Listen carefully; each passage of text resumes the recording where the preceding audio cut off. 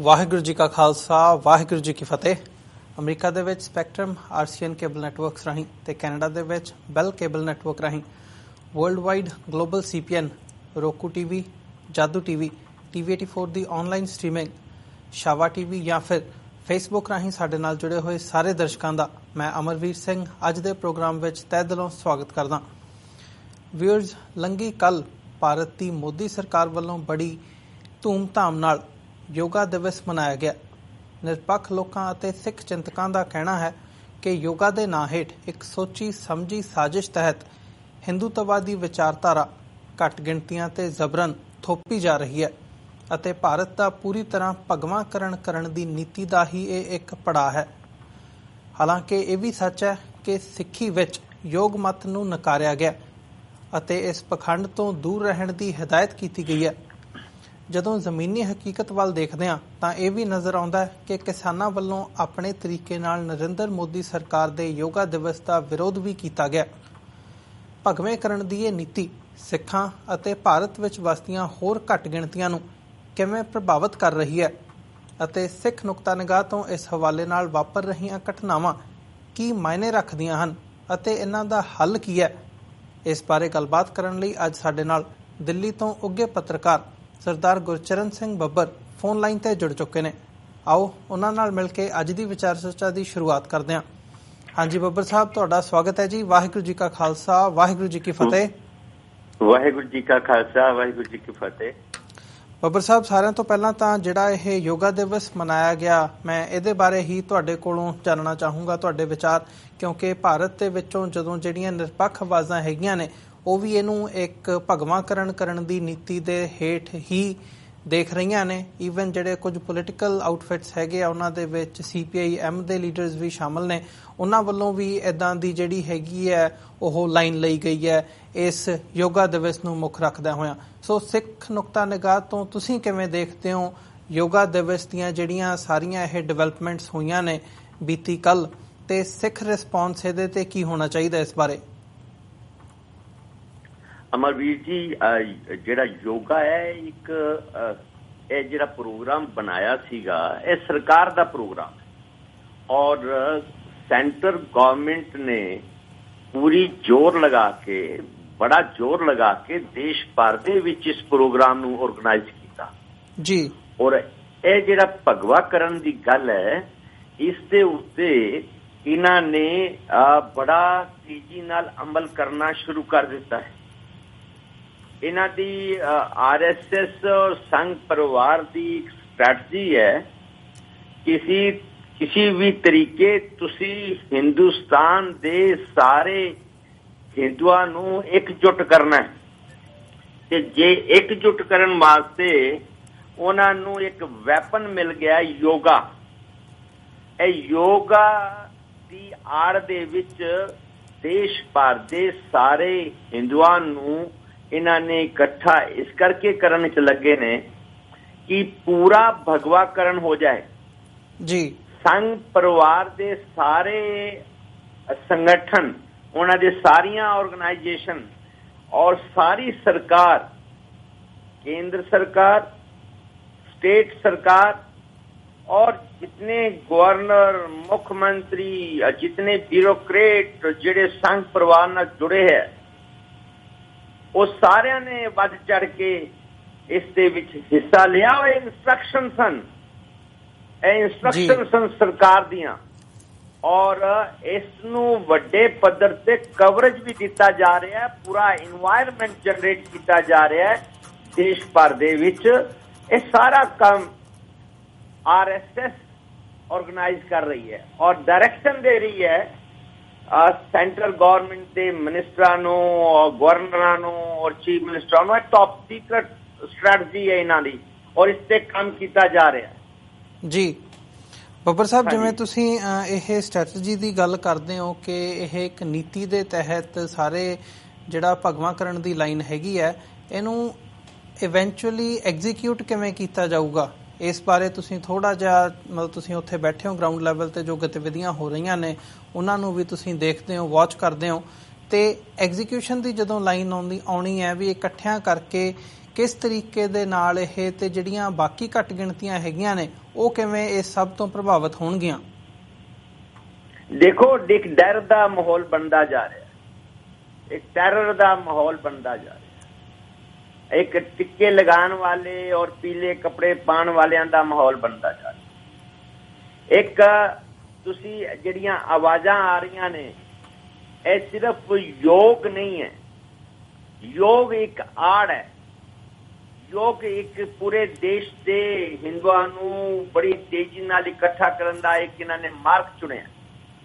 असल दे विच आने वाला समा जिहड़ा है वो चंगा नहीं जापदा, क्योंकि मोदी सरकार दे कोल 3.5 साल हुण हो जाणगे लगभग, दिसंबर तक तुसी देखो। और अगले मई जिहड़ा अगला नेक्स्ट मई है और लास्ट इलैक्शन होएगा, मतलब कि 5वां साल जी। ते इन्हां दी जिहड़ी स्ट्रैटजी है वो एक्सपोज हो रही है कि अयोध्या दे विच इन्हां ने जिहड़ा राम मंदिर वास्ते काम शुरू कर रखे है, ट्रक भर भर के पत्थरां दे जा रहे ने अयोध्या दे विच ऑन रिकॉर्ड।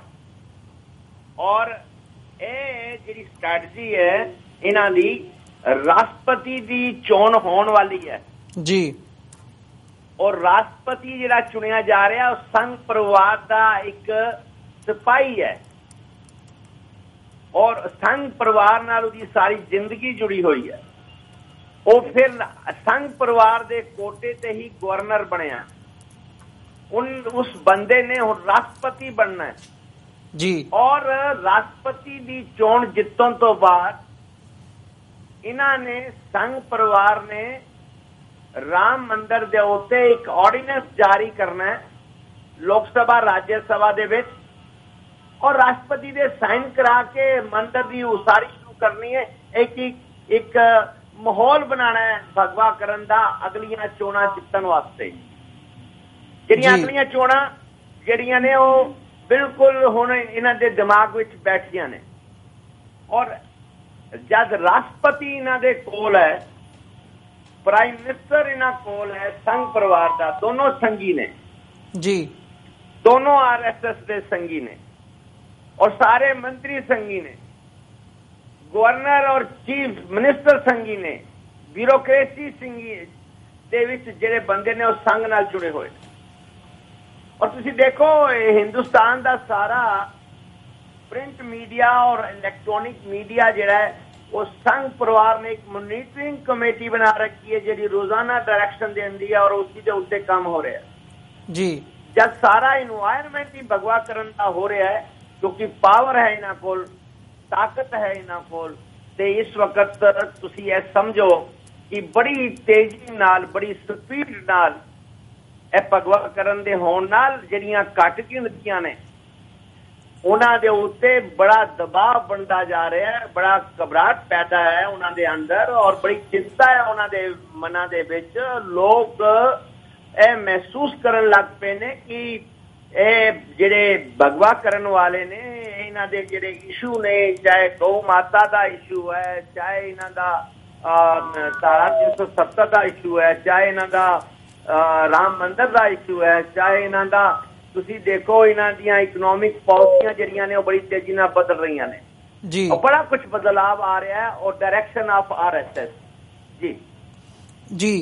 ਬੱਬਰ ਸਾਹਿਬ, ਜਿਵੇਂ ਤੁਸੀਂ ਗੱਲ ਕੀਤੀ ਹੈ ਸਾਰੇ ਇਸ ਘਟਨਾਕ੍ਰਮ ਦੀ ਕਿ ਇਹ ਪ੍ਰਭਾਵਿਤ ਵੀ ਕਰਦੀਆਂ ਨੇ ਤੇ ਲੋਕਾਂ ਨੂੰ, ਆਮ ਲੋਕਾਂ ਨੂੰ ਤੇ ਘੱਟ ਗਿਣਤੀਆਂ ਦੇ ਵਿੱਚ ਇਸ ਗੱਲ ਦਾ ਖੌਫ ਹੈ। ਜਦੋਂ ਅਸੀਂ ਇੱਕ ਡਾਇਰੈਕਟ ਇਨਵੋਲਵਮੈਂਟ ਦੀ ਜਾਂ ਡਾਇਰੈਕਟ ਕਨਫਰੰਟੇਸ਼ਨ ਦੀ ਗੱਲ ਕਰਦੇ ਹਾਂ ਤਾਂ ਕਿਤੇ ਨਾ ਕਿਤੇ ਉਹਦੀ ਲਾਈਨ ਵੀ ਨਜ਼ਰ ਆਉਂਦੀ ਹੈ। ਜਿਵੇਂ ਹਾਲ ਹੀ ਦੇ ਵਿੱਚ ਜਿਹੜਾ ਪਾਕਿਸਤਾਨ ਦੇ ਹਵਾਲੇ ਨਾਲ ਜਦੋਂ ਪਾਕਿਸਤਾਨ ਨੇ ਚੈਂਪੀਅਨਸ ਟਰਾਫੀ ਜਿੱਤੀ ਹੈ ਤਾਂ ਮੱਧ ਪ੍ਰਦੇਸ਼ ਦੇ ਵਿੱਚ 15 ਨੌਜਵਾਨਾਂ ਨੂੰ ਗ੍ਰਿਫਤਾਰ ਕੀਤਾ ਗਿਆ ਕਿ ਉਹਨਾਂ ਨੇ ਉਸ ਗੱਲ ਦਾ ਜਸ਼ਨ ਮਨਾਇਆ ਤੇ ਉਹਨਾਂ ਤੇ ਸੈਡੀਸ਼ਨ ਦਾ ਕੇਸ ਪਾਇਆ ਗਿਆ। ਸੋ ਇੱਦਾਂ ਦੀਆਂ ਜਿਹੜੀਆਂ ਗੱਲਾਂ ਨੇ, ਘਟਨਾਵਾਂ ਨੇ ਜਾਂ ਖਬਰਾਂ ਨੇ, ਜਾਂ ਪਿਛਲੇ ਦਿਨਾਂ ਦੇ ਵਿੱਚ ਰਮਜ਼ਾਨ ਦੇ ਮਹੀਨੇ ਦੇ ਮੌਕੇ ਇਸ ਦਿੱਲੀ ਦੇ ਏਰੀਏ ਦੇ ਵਿੱਚ ਇੱਕ ਮਸੀਤ ਢਾਉਣ ਦੀ ਗੱਲ ਵੀ ਸਾਹਮਣੇ ਆਈ ਹੈ।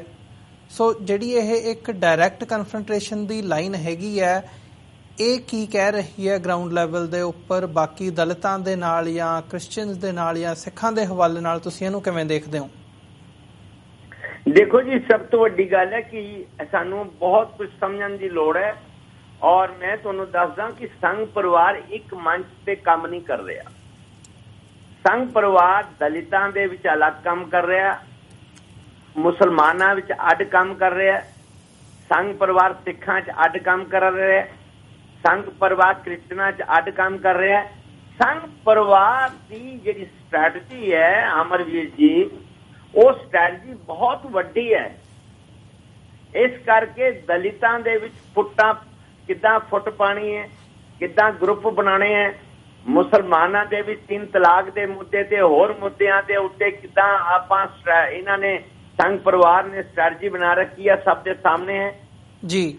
ਸਿੱਖਾਂ ਦੇ ਵਿੱਚ ਸੰਘ ਪਰਿਵਾਰ ਨੇ ਕਿਤਨੀ ਜ਼ਬਰਦਸਤ ਆਪਣੀ ਇਨਵੋਲਵਮੈਂਟ ਲੈ ਕੇ ਆਏ ਨੇ, ਇਹ ਸਭ ਦੇ ਸਾਹਮਣੇ। ਤੁਸੀਂ ਦੇਖੋ ਸੰਘ ਪਰਿਵਾਰ ਦੀ ਸਿੱਖਾਂ ਦੇ ਵਿੱਚ ਕਿਤਨੀ ਵੱਡੀ ਇਨਵੋਲਵਮੈਂਟ ਹੈ। ਰਾਗੀਆਂ, ਢਾਡੀਆਂ ਤੇ ਕਥਾਵਾਚਕਾਂ ਦੇ ਸ਼ਬਦਾਂ ਦਾ ਪ੍ਰਯੋਗ ਬਦਲ ਗਿਆ। ਉਹਨਾਂ ਦਾ ਐਕਸਪਲੇਨ ਕਰਨ ਦਾ ਤਰੀਕਾ ਔਰ ਅੰਦਾਜ਼ ਬਦਲ ਰਿਹਾ। ਉਹ ਜ਼ਿਆਦਾ ਤੋਂ ਜ਼ਿਆਦਾ ਹਿੰਦੂ ਦੇਵੀ ਦੇਵਤਿਆਂ ਦੇ ਪ੍ਰਮਾਣ ਦੇਣ ਲੱਗ ਪਏ ਨੇ ਜੀ। ਤੁਸੀਂ ਦੇਖੋ ਸੰਘ ਪਰਿਵਾਰ ਦੀ ਕਿਤਨੀ ਇਨਵੋਲਵਮੈਂਟ ਹੈ। ਸਿੱਖਾਂ ਦੇ ਵੱਡੇ ਸਿੱਖ ਇੰਸਟੀਟਿਊਸ਼ਨ ਨੇ, ਸਕੂਲ ਕਾਲਜ, ਉਹਨਾਂ ਦੇ ਵਿੱਚ ਐਡਮਿਸ਼ਨਾਂ ਦੇ ਵਿੱਚ, ਉਹਨਾਂ ਦੇ ਵਿੱਚ ਨੌਕਰੀਆਂ ਦੇ ਵਿੱਚ ਉਹਨਾਂ ਦੀ ਬਹੁਤ ਵੱਡੀ ਇਨਵੋਲਵਮੈਂਟ ਸ਼ੁਰੂ ਹੋ ਗਈ ਹੈ। ਤੁਸੀਂ ਦੇਖੋ ਗੁਰਦੁਆਰਾ ਰਕਾਬਗੰਜ ਦੇ ਵਿੱਚ ਪ੍ਰੈਸ ਕਾਨਫਰੰਸਾਂ ਹੁੰਦੀਆਂ ਨੇ ਬੀਜੇਪੀ ਦੇ ਹੱਕ ਦੇ ਵਿੱਚ, ਔਨ ਰਿਕਾਰਡ ਹੁੰਦੀਆਂ ਨੇ, ਸਾਰਾ ਮੀਡੀਆ ਉੱਥੇ ਜਾਂਦਾ। ਇਹ ਜਿਹੜੀਆਂ ਇਨਵੋਲਵਮੈਂਟ ਨੇ ਇਹਨਾਂ ਦੀਆਂ, ਇਹ ਹਰ ਜਿਹੜੀ ਮਾਈਨੋਰਟੀ ਕਮਿਊਨਿਟੀ ਹੈ ਉਹਦੇ ਦੇ ਵਿੱਚ ਇਹਨਾਂ ਦੇ ਸੈੱਲ ਕੰਮ ਕਰ ਰਹੇ ਨੇ। ਔਰ ਇਹਨਾਂ ਦੇ ਜਿਹੜੇ ਸੈੱਲ ਕੰਮ ਕਰ ਰਹੇ ਨੇ ਵੈਲ ਪਲਾਨ, ਵੈਲ ਆਰਗੇਨਾਈਜ਼ਡ ਕੰਮ ਕਰ ਰਹੇ ਨੇ। ਇਸ ਕਰਕੇ ਜਿਹੜਾ ਜਿਸ ਤਰੀਕੇ ਨਾਲ ਹੈ, ਜਿਸ ਅੰਦਾਜ਼ ਨਾਲ ਕੰਮ ਕਰ ਰਹੇ ਨੇ, ਉਸ ਦੇ ਉੱਤੇ ਇਹਨਾਂ ਦਾ ਬਹੁਤ ਵੱਡੀਆਂ ਟੀਮਾਂ ਕੰਮ ਕਰ ਰਹੀਆਂ ਨੇ। ਕੋਈ 1-2 ਬੰਦੇ ਜਾਂ 1-2 ਦਫ਼ਤਰ ਕੰਮ ਨਹੀਂ ਕਰ ਰਹੇ ਜੀ। ਔਰ ਦੇਸ਼ ਭਰ ਦੀਆਂ ਹਰ ਸਟੇਟ ਦੇ ਵਿੱਚ, ਹਰ ਸਟੇਟ ਯੂਨਿਟ ਦੇ ਵਿੱਚ ਇਹਨਾਂ ਦੀਆਂ ਜਿਹੜੀਆਂ ਟੀਮਾਂ ਨੇ well plan, well organised move ਕਰ ਰਹੀਆਂ ਨੇ। ਸਟੇਟ ਵਾਈਜ਼, ਕਮਿਊਨਿਟੀ ਵਾਈਜ਼, ਜਾਤੀ ਤੇ ਧਰਮ ਵਾਈਜ਼ ਕੰਮ ਕਰ ਰਹੀਆਂ ਨੇ। ਇਹ ਕੋਈ ਛੋਟੀ ਮੋਟੀ ਗੇਮ ਨਹੀਂ ਚੱਲ ਰਹੀ। ਭਗਵਾ ਕਰਨ ਤੁਸੀਂ ਦੇਖੋ ਕਸ਼ਮੀਰ ਤੋਂ ਕੰਨਿਆ ਕੁਮਾਰੀ ਤੱਕ ਇਹਨਾਂ ਦੀ ਸਟ੍ਰੈਟਜੀ ਕੰਮ ਕਰੀ ਹੈ ਔਰ ਉਸ ਦੇ ਉੱਤੇ ਕੰਮ ਕਰ ਰਹੇ ਨੇ। ਉਸ ਤੇ ਕਾਮਯਾਬੀ ਵੀ ਇਹਨਾਂ ਨੂੰ ਮਿਲ ਰਹੀ ਹੈ ਜੀ ਬੱਬਰ ਸਾਹਿਬ। ਜਿਹੜੀ ਇੱਕ ਹੋਰ ਸੀਗਾ ਕਿ ਜਿਹੜੇ ਭਾਰਤ ਦੇ HRD human resources development minister ਹੈਗੇ ਆ, ਉਹਨਾਂ ਦਾ ਬਿਆਨ ਆਇਆ ਹੈਗਾ ਕੱਲ। ਉਹ ਕਹਿੰਦੇ ਆ ਕਿ ਭਾਰਤ ਦੀ ਬੈਟਰਮੈਂਟ ਦੇ ਲਈ, ਇਹਨੂੰ ਬਿਹਤਰ ਬਣਾਉਣ ਦੇ ਲਈ ਜਿਹੜੀ ਐਜੂਕੇਸ਼ਨ ਹੈ ਉਹਦੀ ਸੈਫਨਾਈਜੇਸ਼ਨ ਕਰ ਦਿੱਤੀ ਜਾਊਗੀ, ਭਗਵਾਂਕਰਨ ਕਰ ਦਿੱਤਾ ਜਾਊਗਾ। ਤੁਸੀਂ ਉਹਨੂੰ ਸੰਘਵਾਦ ਕਹੋ, ਭਗਵਾਂਕਰਨ ਕਹੋ, ਤੁਸੀਂ ਉਹਨੂੰ ਜੋ ਵੀ ਕਹਿ ਸਕਦੇ ਹੋ, ਪਰ ਭਾਰਤ ਦੀ ਬੈਟਰਮੈਂਟ ਦੇ ਲਈ ਇਹ ਕੀਤਾ ਜਾਊਗਾ। ਸੋ ਔਨ ਰੈਕਰਡ ਉਹਨਾਂ ਦੀ ਸਟੇਟਮੈਂਟ ਹੈਗੀ ਹੈ ਇਹ। ਸੋ ਜਿਹੜੀ ਇਹ ਐਜੂਕੇਸ਼ਨ ਦਾ ਭਗਵਾਂਕਰਨ ਕਰਨ ਦੀ ਲਾਈਨ ਹੈਗੀ ਹੈ, ਇਹ ਜਿਹੜੀਆਂ ਘੱਟ ਗਿਣਤੀਆਂ ਨੇ ਉਹਨਾਂ ਦੇ ਲਈ ਕੀ ਮਾਇਨੇ ਰੱਖਦੀ ਹੈ, ਜਾਂ ਜੇ ਇਹ ਇੰਪਲੀਮੈਂਟ ਹੋ ਰਹੀ ਹੈ ਜਿਸ ਹਿਸਾਬ ਦੇ ਨਾਲ, ਤਾਂ ਉਹ ਕੀ ਚੇਂਜ ਲੈ ਕੇ ਆਊਗੀ ਤੇ ਘੱਟ ਗਿਣਤੀਆਂ ਲਈ ਉਹਦੇ ਵਾਸਤੇ ਕੀ ਹੈਗਾ? ਦੇਖੋ ਅਮਰਵੀਰ ਜੀ, ਜਿਹੜੀ ਐਜੂਕੇਸ਼ਨ ਸੈਕਟਰ ਹੈ ਉਹ ਬਹੁਤ ਵੱਡਾ ਸੈਕਟਰ ਹੈ। ਐਜੂਕੇਸ਼ਨ ਨਹੀਂ, ਲੋਕਾਂ ਨੂੰ ਐਜੂਕੇਟ ਕਰਨਾ। ਐਜੂਕੇਸ਼ਨ ਇੱਕ ਬੜਾ ਵੱਡਾ ਵੈਪਨ ਹੈ। ਐਜੂਕੇਸ਼ਨ ਦੇ ਉੱਤੇ ਸੰਘ ਪਰਿਵਾਰ ਬਹੁਤ ਵੱਡਾ ਕੰਮ ਕਰ ਰਿਹਾ ਹੈ। ਔਰ ਸੰਘ ਪਰਿਵਾਰ ਨੇ ਆਉਣ ਵਾਲੇ ਮਹੀਨਿਆਂ ਦੇ ਵਿੱਚ ਤੁਸੀਂ ਦੇਖਣਾ, ਤੁਹਾਡੇ ਸਾਹਮਣੇ ਚੀਜ਼ਾਂ ਆਉਣਗੀਆਂ। ਹਿੰਦੁਸਤਾਨ ਦੀ ਐਜੂਕੇਸ਼ਨ ਪਾਲਿਸੀ ਬਦਲ ਰਹੀ ਹੈ। ਇਹ ਐਜੂਕੇਸ਼ਨ ਸਿਸਟਮ ਦੇ ਵਿੱਚ ਬਹੁਤ ਵੱਡਾ ਬਦਲਾਵ ਲੈ ਕੇ ਆ ਰਹੇ ਨੇ। ਔਰ ਹੈਰਾਨੀ ਇਸ ਗੱਲ ਦੀ ਹੈ, ਜਿਸ ਤਰ੍ਹਾਂ ਦਿੱਲੀ ਦੀ ਸਰਕਾਰ ਆਪ ਦੀ ਸਰਕਾਰ ਹੈ, ਉਹਨਾਂ ਨੇ ਵੀ ਕਿਹਾ ਕਿ ਅਸੀਂ ਆਪਣੀ ਐਜੂਕੇਸ਼ਨ ਦੇ ਵਿੱਚ ਯੋਗਾ ਨੂੰ ਲੈ ਕੇ ਆਵਾਂਗੇ ਜੀ। ਅਗਰ ਇਸ ਤਰ੍ਹਾਂ ਦੇ ਸੰਕੇਤ ਆ ਰਹੇ ਨੇ ਤੇ ਤੁਸੀਂ ਅੰਦਾਜ਼ਾ ਲਗਾ ਸਕਦੇ ਹੋ ਕਿ ਐਜੂਕੇਸ਼ਨ ਦੇ ਵਿੱਚ ਕਿੰਨਾ ਕੰਮ ਚੱਲ ਰਿਹਾ। ਐਜੂਕੇਸ਼ਨ ਦੇ ਵਿੱਚ ਜਿਹੜੇ ਸਬਜੈਕਟ ਲੈ ਕੇ ਆ ਰਹੇ ਨੇ, ਉਹ ਸਬਜੈਕਟ ਜਿਹੜੇ ਨੇ ਹਿੰਦੂ ਦੇਵੀ ਦੇਵਤਿਆਂ ਦੇ ਨੇ, ਹਿੰਦੂ ਜਿਹੜੇ ਇਹਨਾਂ ਦੇ ਜਿਨ੍ਹਾਂ ਦੇ ਬਾਰੇ ਚੈਪਟਰ ਪੜ੍ਹਾਉਣਾ ਚਾਹੁੰਦੇ ਨੇ, ਸੰਘ ਪਰਿਵਾਰ ਦੇ ਜਿਹੜੇ ਵੱਡੇ ਲੋਕ, ਜਿਹੜੇ ਮੁਖੀ ਲੋਕ ਸਨ, ਜਿਨ੍ਹਾਂ ਨੇ ਸੰਘ ਪਰਿਵਾਰ ਨੂੰ ਸ਼ੁਰੂ ਕੀਤਾ ਸੀ, ਉਹਨਾਂ ਲੋਕਾਂ ਨੂੰ ਜਿਸ ਤਰ੍ਹਾਂ ਇਹ ਕਿਤਾਬਾਂ ਦੇ ਵਿੱਚ ਔਰ ਸਕੂਲਾਂ ਔਰ ਕਾਲਜਾਂ ਵਿੱਚ ਲੈ ਕੇ ਆ ਰਹੇ ਨੇ, ਇਹ ਬਹੁਤ ਵੱਡਾ ਖਤਰੇ ਦਾ ਸੰਕੇਤ ਹੈ। ਪਰ ਕੋਈ ਵੀ ਇਸ ਵਕਤ ਐਸਾ ਵੱਡਾ ਸਰਕਾਰ ਦੇ ਖਿਲਾਫ ਅੰਦੋਲਨ ਖੜਾ ਨਹੀਂ ਹੋ ਰਿਹਾ, ਔਰ ਨਾ ਹੀ ਲੋਕ ਜਿਹੜੇ ਨੇ ਇਸ ਸਾਈਡ ਵੱਲ ਬਹੁਤ ਆ ਰਹੇ ਨੇ। ਪਰ ਐਜੂਕੇਸ਼ਨ ਦੇ ਉੱਤੇ ਇਹ ਜਿਹੜੀ ਸਰਕਾਰ ਹੈ ਬਹੁਤ ਵੱਡਾ ਕੰਮ ਕਰ ਰਹੀ ਹੈ, ਔਰ ਐਜੂਕੇਸ਼ਨ ਦੇ ਰਾਹੀਂ ਹੀ ਇਹਨਾਂ ਨੇ ਦੇਸ਼ ਭਰ ਦੀ ਜਿਹੜੀ ਨਵੀਂ ਜਨਰੇਸ਼ਨ ਹੈ ਉਸ ਨੂੰ ਭਗਵਾ ਕਰਨ ਦੀ ਤਰਫ ਮੋੜ ਦੇਣਾ। ਇਹਨਾਂ ਦੇ ਮਨ ਦੇ ਵਿੱਚ ਵੀ ਹੈ ਔਰ ਇਹਨਾਂ ਦੇ ਕੰਮ ਦਿਖ ਵੀ ਰਹੇ ਨੇ। ਜੀ ਬਿਲਕੁਲ ਬੱਬਰ ਸਾਹਿਬ, ਜਦੋਂ ਅਸੀਂ ਦੇਖਦੇ ਹਾਂ ਕਿ ਜੋ ਬੱਚੇ ਹੁੰਦਿਆਂ ਤੋਂ ਤੁਹਾਡੇ ਦਿਮਾਗ ਦੇ ਵਿੱਚ ਜੋ ਫੀਡ ਕੀਤਾ ਜਾਊਗਾ, ਸੋ ਉਸੇ ਹਿਸਾਬ ਦੇ ਨਾਲ ਜਿਹੜੀ ਤੁਹਾਡੀ ਮੈਂਟੈਲਿਟੀ ਹੈ, ਸੋਚ ਸ਼ਕਤੀ ਹੈ ਜਾਂ ਕੰਮ ਕਰਨ ਦਾ ਤਰੀਕਾ, ਲਹਿਜ਼ਾ ਹੈਗਾ, ਉਹ ਵੀ ਹੌਲੀ ਹੌਲੀ ਬਦਲਦਾ ਜਾਂਦਾ ਹੈ। ਸੋ ਕਿਤੇ ਨਾ ਕਿਤੇ ਉਹ ਵੀ ਨਜ਼ਰ ਆਉਂਦਾ ਹੈ ਵੀ ਇਹ ਕਿਸ ਨੀਤੀ ਦੇ ਤਹਿਤ ਕੰਮ ਹੋ ਰਿਹਾ ਹੈ ਤੇ ਆਉਣ ਵਾਲੇ ਸਮੇਂ ਦੇ ਵਿੱਚ ਇਹ ਲਾਈਨ ਕਿੱਧਰ ਨੂੰ ਜਾ ਰਹੀ ਹੈ।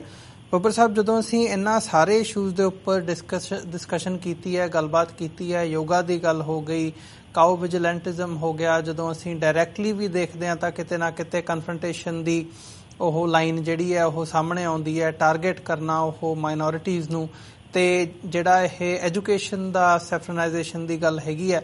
ਸੋ ਓਵਰਆਲ ਜਿਹੜਾ ਇਹ ਮਾਹੌਲ ਬਣਿਆ ਹੋਇਆ ਹੈਗਾ ਭਾਰਤ ਦੇ ਵਿੱਚ, ਘੱਟ ਗਿਣਤੀਆਂ ਇਹਨੂੰ ਕਿਵੇਂ ਟੈਕਲ ਕਰ ਸਕਦੀਆਂ ਨੇ, ਇਹਦਾ ਸੋਲੂਸ਼ਨ ਕੀ ਹੈ? ਦੇਖੋ, ਇੱਕ ਨਵਾਂ ਦੌਰ ਚੱਲ ਰਿਹਾ ਹੈ ਹਿੰਦੁਸਤਾਨ ਦੇ ਵਿੱਚ। ਲੋਕ ਪਾਵਰ ਹੰਗਰੀ ਬਹੁਤ ਨੇ ਔਰ ਮਨੀ ਹੰਗਰੀ ਬਹੁਤ ਨੇ, ਔਰ ਜਿਹੜੀਆਂ ਛੋਟੀ ਛੋਟੀਆਂ ਪਾਰਟੀਆਂ ਨੇ ਜਾਂ ਇਜ਼ਮ ਦੇ ਵਿੱਚ ਵੰਡੇ ਹੋਏ ਲੋਕ ਨੇ, ਇਹ ਸਾਰੇ ਜ਼ਿਆਦਾਤਰ ਲੋਕ ਜਿਹੜੇ ਨੇ ਉਹ ਵੈਸਟਡ ਇੰਟਰਸਟ ਦੀ ਤਰਫ ਵੱਧ ਰਹੇ ਨੇ। ਉਹ ਜਿਹੜਾ ਜ਼ਮਾਨਾ ਹੋਇਆ ਕਰਦਾ ਸੀਗਾ ਮਿਸ਼ਨਰੀਆਂ ਦਾ, ਦੇਸ਼ ਭਗਤਾਂ ਦਾ, ਜ਼ਮੀਨ ਨਾਲ ਜੁੜੇ ਲੋਕਾਂ ਦਾ, ਇਮੋਸ਼ਨਲ ਲੋਕਾਂ ਦਾ, ਜਜ਼ਬਾਤੀ ਲੋਕਾਂ ਦਾ, ਉਹ ਜਿਹੜਾ ਦੌਰ ਹੈ ਉਹ ਦਿਖ ਨਹੀਂ ਰਿਹਾ। ਮੈਂ ਐਜ ਏ ਜਰਨਲਿਸਟ ਤੁਹਾਨੂੰ ਇਹ ਗੱਲ ਕਹਿ ਰਿਹਾ ਜੀ। ਔਰ ਮੈਂ ਜੇ ਸਿੱਖਾਂ ਵੱਲ ਉੱਠਾਂ ਤੇ ਮੈਂ ਕੁਛ ਦਿਨ ਪਹਿਲੇ ਇੱਕ ਜਗ੍ਹਾ ਮੈਨੂੰ ਬੋਲਣ ਦਾ ਮੌਕਾ ਮਿਲਿਆ ਤੇ ਮੈਂ ਉੱਥੇ ਕਿਹਾ ਕਿ ਭਾਈ ਇਹ ਦੌਰ ਦੇ ਵਿੱਚ ਤੁਸੀਂ ਸ਼੍ਰੋਮਣੀ ਕਮੇਟੀ ਨੂੰ ਔਰ ਦਿੱਲੀ ਗੁਰਦੁਆਰਾ ਪ੍ਰਬੰਧਕ ਕਮੇਟੀ ਨੂੰ ਹਟ ਕੇ ਦੁਨੀਆ ਭਰ ਵਿੱਚ ਬੈਠੇ ਸਿੱਖ ਵਿਦਵਾਨ ਜਿਹੜੇ ਨੇ ਜੀ, ਉਹਨਾਂ ਸਿੱਖ ਵਿਦਵਾਨਾਂ ਦੀ ਇੱਕ ਟੀਮ ਬਣਨੀ ਚਾਹੀਦੀ ਹੈ ਜਿਨ੍ਹਾਂ ਦਾ ਕੋਈ ਵੈਸਟਡ ਇੰਟਰਸਟ ਨਾ ਹੋਵੇ, ਜਿਨ੍ਹਾਂ ਨੂੰ ਕੋਈ ਲੀਡਰੀ ਦੀ ਜਾਂ ਪਾਵਰ ਦੀ ਜਾਂ ਰੁਪਏ ਦੀ ਕੋਈ ਭੁੱਖ ਨਾ ਹੋ ਜੀ। ਉਹ ਸਿੱਖ ਵਿਦਵਾਨ ਜਿਹੜੇ ਨੇ ਉਹ ਸੰਘ ਪਰਿਵਾਰ ਤੇ ਹੁਣ 24 ਘੰਟੇ ਨਜ਼ਰ ਰੱਖਣ। ਇੱਕ ਵੱਡੀ ਔਰ ਇੱਕ ਬੜੀ ਇੰਟੈਲੀਜੈਂਟ ਟੀਮ ਜਿਹੜੀ ਹੈ ਉਹ ਸੰਘ ਪਰਿਵਾਰ ਤੇ ਨਜ਼ਰ ਰੱਖਣ ਵਾਲੀ ਚਾਹੀਦੀ ਹੈ ਸਿੱਖ ਕੌਮ। ਔਰ ਉਹ ਜਿਹੜੀ ਟੀਮ ਹੋਵੇ, ਉਸ ਟੀਮ ਦਾ ਦਾਇਰਾ ਵੀ ਵੱਡਾ ਹੋਣਾ ਚਾਹੀਦਾ ਅਤੇ ਉਹ ਟੀਮ ਜਿਹੜੀ ਸੰਘ ਪਰਿਵਾਰ ਤੇ ਨਜ਼ਰ ਰੱਖੇ ਜੀ ਕਿ ਸਿੱਖਾਂ ਦੇ ਵਿੱਚ ਉਹ ਕਿਤਨੀ ਇਨਵੋਲਵਮੈਂਟ ਹੈ ਉਹਨਾਂ ਦੀ, ਸਿੱਖਾਂ ਨੂੰ ਕਿੱਥੇ ਕਿੱਥੇ ਨੁਕਸਾਨ ਪਹੁੰਚਾ ਰਹੇ ਨੇ, ਸਾਡੇ ਇਜ਼ਮ ਤੇ, ਸਾਡੀ ਵਿਚਾਰਧਾਰਾ ਤੇ, ਸਾਡੀ ਐਜੂਕੇਸ਼ਨ ਤੇ, ਸਾਡੇ ਇਤਿਹਾਸ ਤੇ, ਆਉਣ ਵਾਲੀ ਜਨਰੇਸ਼ਨ ਤੇ, ਉਹ ਸਾਰੀਆਂ ਚੀਜ਼ਾਂ ਦੇ ਉੱਤੇ ਨਜ਼ਰ ਵੀ ਰੱਖਣ ਔਰ ਨਾਲੋਂ ਨਾਲ ਉਹਦਾ ਜਵਾਬ ਵੀ ਦੇਣ। ਉਹਦਾ ਵਿਰੋਧ ਕਰਨ ਵਾਸਤੇ ਵੀ ਸਿੱਖ ਕੌਮ ਨੂੰ ਨਾਲੋਂ ਨਾਲ ਖਬਰਦਾਰ ਕਰਨ। ਇਸ ਵਕਤ ਮੈਂ ਜੇ ਆਪਣੀ ਕੌਮ ਦੀ ਗੱਲ ਕਰਾਂ ਤੇ ਮੈਂ ਇਹ ਸਮਝਦਾ ਇਸ ਵਕਤ RSS ਬਹੁਤ ਵੱਡਾ ਖਤਰਾ ਹੈ, ਕਿਉਂਕਿ ਸਾਡੀ ਇੱਕ ਵਾਰ ਤੇ ਇੰਦਰਾ ਗਾਂਧੀ ਨੇ ਆਪਰੇਸ਼ਨ ਬਲੂ ਸਟਾਰ ਕਰਕੇ ਸ੍ਰੀ ਅਕਾਲ ਤਖਤ ਸਾਹਿਬ ਤੇ ਹਮਲਾ ਕੀਤਾ ਔਰ ਦਿੱਲੀ ਦੇ ਵਿੱਚ ਕਤਲੇਆਮ ਰਾਜੀਵ ਗਾਂਧੀ ਨੇ ਕਰਵਾਇਆ, ਕਾਂਗਰਸ ਨੇ ਕਰਵਾਇਆ। ਇਸ ਦੌਰ ਤੋਂ ਵੀ ਵੱਡਾ ਹਮਲਾ ਹੁਣ ਖੜਾ ਸਾਹਮਣੇ ਦਿਖ ਰਿਹਾ ਜੀ। ਆਹ ਹਮਲਾ ਵਿਚਾਰਧਾਰਾ ਦਾ ਹੈ, ਇਹ ਹਮਲਾ ਸੋਚ ਦਾ ਹੈ, ਇਹ ਹਮਲਾ ਸਿੱਖਾਂ ਨੂੰ ਸਿੱਖਾਂ ਦੇ ਰੁਖ ਮੋੜਨ ਦਾ ਹੈ। सिखां दे रुख मोड़ के और एक बहुत बड़ा हमला इस करके किया जा रहा कि आने वाली जी सिखां की जनरेशन है उसकी सोच विच जड़ियां चीज़ां ने वो जिस तरह RSS चाहता है उस तरह का ही जाना चाहिए है उस तरह की ही विचारधारा जानी चाहिए है। ते इस वक्त दौर दे विच क्योंकि अकाली दल दा RSS नाल और संघ परिवार नाल बड़ी नजदीकी है। RSS दे नाल अकाली दिल्ली गुरुद्वारा प्रबंधक कमेटी और श्रोमणी गुरुद्वारा प्रबंधक कमेटी की बड़ी वड्डी नजदीकी है जी। संघ परिवार नाल कई प्रमुख डेरियां दे बाबियां की बड़ी नजदीकी है। इस वक्त सिख कौम दे जिहड़े विद्वान सज्जन ने जिन्होंने कोई लालच नहीं ना पैसे का ना पावर का ना लीडरी का उन्हां दी एक वड्डी टीम जिहड़ी है वो खड़ी होवे और वरना मैनू नहीं जापदा कि साडियां वड्डियां इंस्टीट्यूशन जिहड़ियां ने वो संघ परिवार नूं रोक पाणगे। जी जी ਬੱਬਰ ਸਾਹਿਬ ਬਿਲਕੁਲ ਜਿਵੇਂ ਦੇ ਤੁਸੀਂ ਹਾਲਾਤ ਦੱਸਦੇ ਹੋ ਗਰਾਊਂਡ ਲੈਵਲ ਤੋਂ ਤੇ ਤੁਸੀਂ ਪੱਤਰਕਾਰੀ ਦੇ ਨਾਲ ਤੁਹਾਡਾ ਬੜਾ ਲੰਬੇ ਸਮੇਂ ਤੋਂ ਜਿਹੜਾ ਹੈਗਾ ਉਹ ਕਿਰਦਾਰ ਜੁੜਿਆ ਹੋਇਆ ਤੇ ਤੁਸੀਂ ਇਹਨੂੰ ਕਿਸ ਹਿਸਾਬ ਨਾਲ ਦੇਖਦੇ ਹੋ ਤਾਂ ਕਿਤੇ ਨਾ ਕਿਤੇ ਵੀ ਜਿਹੜੀ ਹੈਗੀ ਹੈ ਕੌਮ ਨੂੰ ਸਮਝਣ ਦੀ ਲੋੜ ਹੈ ਕਿ ਅਸੀਂ ਇਕੱਠੇ ਹੋ ਕੇ ਜਿਹੜੇ ਇਹ ਸੂਖਮ ਹਮਲੇ ਹੈਗੇ ਆ ਖਾਸ ਤੌਰ ਤੇ ਡਾਇਰੈਕਟਲੀ ਨਾ ਹੋ ਕੇ ਜਿਹੜੇ ਸਾਡੀ ਵਿਚਾਰਧਾਰਾ ਤੇ ਐਜੂਕੇਸ਼ਨ ਸਿਸਟਮ ਨੂੰ ਬਦਲਣ ਦਾ ਜਿਹੜਾ ਲਾਈਨ ਹੈਗੀ ਹੈ ਤੇ ਓਵਰਆਲ ਸਾਡੀ ਸੋਚ ਤੇ ਜੋ ਹਮਲਾ ਹੋ ਰਿਹਾ ਇਹਦੇ ਤੋਂ ਜੇ ਇਹ ਇੰਪਲੀਮੈਂਟ ਹੋ ਜਾਂਦਾ ਤਾਂ ਕੌਮ ਜਿਹੜੀ ਹੈ ਉਹਦੇ ਵਿੱਚੋਂ ਰਿਕਵਰ ਨਹੀਂ ਕਰ ਪਾਊਗੀ। ਇਹ ਕਿਤੇ ਨਾ ਕਿਤੇ ਸਾਨੂੰ ਸਮਝਣ ਦੀ ਜਿਹੜੀ ਹੈ ਉਹ ਲੋੜ ਹੈਗੀ ਹੈ। ਸੋ ਬੱਬਰ ਸਾਹਿਬ ਤੁਹਾਡਾ ਬਹੁਤ ਬਹੁਤ ਧੰਨਵਾਦ ਇਹਨਾਂ ਸਾਰੇ ਇਸ਼ੂਜ਼ ਦੇ ਉੱਪਰ ਤੁਸੀਂ ਸਾਡੇ ਨਾਲ ਵਿਚਾਰਾਂ ਦੀ ਸਾਂਝ ਪਾਈ ਹੈ ਤੇ ਆਪਣਾ ਸਮਾਂ ਕੱਢਿਆ। ਅੱਜ ਦੇ ਸ਼ੋਅ ਦੇ ਵਿੱਚ ਅਸੀਂ ਇੱਥੇ ਹੀ ਤੁਹਾਡੇ ਕੋਲੋਂ ਇਜਾਜ਼ਤ ਚਾਹਾਂਗੇ ਜੀ। ਬਹੁਤ ਬਹੁਤ ਧੰਨਵਾਦ ਬੱਬਰ ਸਾਹਿਬ ਤੁਹਾਡਾ। ਵਾਹਿਗੁਰੂ ਜੀ ਕਾ ਖਾਲਸਾ ਵਾਹਿਗੁਰੂ ਜੀ ਕੀ ਫਤਿਹ ਜੀ। ਵਿਊਅਰਸ ਅਸੀਂ ਕਿਵੇਂ ਭਾਰਤ ਦੇ ਵਿੱਚ ਭਗਵਾਂਕਰਨ ਕਰਨ ਦੀ ਜਿਹੜੀ ਨੀਤੀ ਹੈਗੀ ਹੈ ਉਹਦੇ ਤੇ ਕੰਮ ਹੋ ਰਿਹਾ ਹੈ ਇਸ ਹਵਾਲੇ ਦੇ ਨਾਲ ਸਰਦਾਰ ਗੁਰਚਰਨ ਸਿੰਘ ਬੱਬਰ ਜਿਹੜੇ ਕਿ ਦਿੱਲੀ ਤੋਂ ਇੱਕ ਉੱਘੇ ਪੱਤਰਕਾਰ ਹੈਗੇ ਉਹਨਾਂ ਦੇ ਨਾਲ ਵਿਚਾਰਾਂ ਦੀ ਸਾਂਝ ਅੱਜ ਪਾਈ ਹੈ। ਉਮੀਦ ਕਰਦੇ ਹਾਂ ਕਿ ਤੁਹਾਨੂੰ ਜ਼ਰੂਰ ਇਹਦੇ ਵਿੱਚੋਂ ਕੁਝ ਨਾ ਕੁਝ ਜਿਹੜਾ ਹੈਗਾ ਉਹ ਸਿੱਖਣ ਨੂੰ ਮਿਲਿਆ ਹੋਵੇਗਾ। ਸੋ ਜਾਂਦੇ ਜਾਂਦੇ ਅੰਤ ਦੇ ਵਿੱਚ ਤੁਹਾਡੇ ਚਰਨਾਂ ਦੇ ਵਿੱਚ ਮੈਂ ਬੇਨਤੀ ਵੀ ਕਰਦਾ ਕਿ TV84 ਨੂੰ ਚੱਲਦਾ ਰੱਖਣ ਦੇ ਲਈ ਤੇ ਅੱਗੇ ਵਧਾਉਣ ਦੇ ਲਈ ਸਾਨੂੰ ਤੁਹਾਡੀ ਸਹਾਇਤਾ ਦੀ ਲੋੜ ਹੈਗੀ ਹੈ ਤਾਂ ਕਿ ਜਿਹੜੀਆਂ ਜਾਣਕਾਰੀਆਂ ਘੱਟ ਗਿਣਤੀਆਂ ਦੇ ਹਵਾਲੇ ਨਾਲ ਹਿਊਮਨ ਰਾਈਟਸ ਇਸ਼ੂਜ਼ ਦੇ ਹਵਾਲੇ ਨਾਲ ਕੋਈ ਡਿਵੈਲਪਮੈਂਟਸ ਹੁੰਦੀਆਂ ਨੇ ਅਸੀਂ ਉਹ ਆਪਣੀ ਸਮਰੱਥਾ ਦੇ ਮੁਤਾਬਕ ਵੱਧ ਤੋਂ ਵੱਧ ਤੁਹਾਡੇ ਤੱਕ ਪਹੁੰਚਦੀਆਂ ਕਰ ਸਕੀਏ। ਸੋ ਇਹਨੂੰ ਜਾਰੀ ਰੱਖਣ ਦੇ ਲਈ ਸਾਨੂੰ ਤੁਹਾਡੀ ਸਹਾਇਤਾ ਦੀ ਲੋੜ ਹੈ। TV84 ਨੂੰ ਡੋਨੇਟ ਕਰਨ ਦੇ ਲਈ ਤੁਸੀਂ ਸਾਡੀ ਵੈਬਸਾਈਟ www.tv84.tv ਤੇ ਜਾ ਕੇ ਸਾਨੂੰ ਡੋਨੇਟ ਕਰ ਸਕਦੇ ਹੋ ਤੇ ਮੰਥਲੀ ਡੋਨੇਸ਼ਨਸ ਦੇ ਲਈ ਪਲੈਜ ਕਰ ਸਕਦੇ ਹੋ। ਜੇ ਚੈੱਕ ਰਾਹੀਂ ਡੋਨੇਟ ਕਰਨਾ ਚਾਹੁੰਦੇ ਹੋ ਤਾਂ ਸਾਡੇ TV84 ਦੇ ਨਾਮ ਦਾ ਚੈੱਕ ਬਣਾ ਕੇ ਸਾਨੂੰ ਸਾਡੇ ਐਡਰੈਸ ਤੇ ਭੇਜ ਸਕਦੇ ਹੋ। ਐਡਰੈਸ ਹੈਗਾ 3601 37th ਐਵੇਨਿਊ ਲੌਂਗ ਆਈਲੈਂਡ ਸਿਟੀ ਨਿਊਯਾਰਕ 11101। ਜੇ ਇਸ ਸੰਬੰਧੀ ਤੁਹਾਡਾ ਕੋਈ ਸਵਾਲ ਹੋਵੇ ਜਾਂ ਕੋਈ ਸੁਝਾਅ ਹੋਵੇ ਤੁਸੀਂ ਸਾਡੇ ਨਾਲ ਸੰਪਰਕ ਵੀ ਕਰ ਸਕਦੇ ਹੋ ਟੈਕਸਟ ਭੇਜ ਕੇ ਜਾਂ ਸਾਨੂੰ ਕਾਲ ਕਰਕੇ। ਫੋਨ ਨੰਬਰ ਹੈਗਾ 516-406-0694। ਇੱਕ ਵਾਰ ਮੈਂ ਵੈਬਸਾਈਟ ਦੁਬਾਰਾ ਰਿਪੀਟ ਕਰਦਾ www.tv84.tv। ਸੋ ਅੱਜ ਦਾ ਸ਼ੋਅ ਅਸੀਂ ਇੱਥੇ ਹੀ ਸਮਾਪਤ ਕਰਦੇ ਹਾਂ। ਦੁਬਾਰਾ ਫਿਰ ਕੱਲ ਨੂੰ ਤੁਹਾਡੇ ਨਾਲ ਫਿਰ ਮੁਲਾਕਾਤ ਹੋਵੇਗੀ। ਇਜਾਜ਼ਤ ਦਿਓ ਜੀ। ਵਾਹਿਗੁਰੂ ਜੀ ਕਾ ਖਾਲਸਾ ਵਾਹਿਗੁਰੂ ਜੀ ਕੀ ਫਤਿਹ।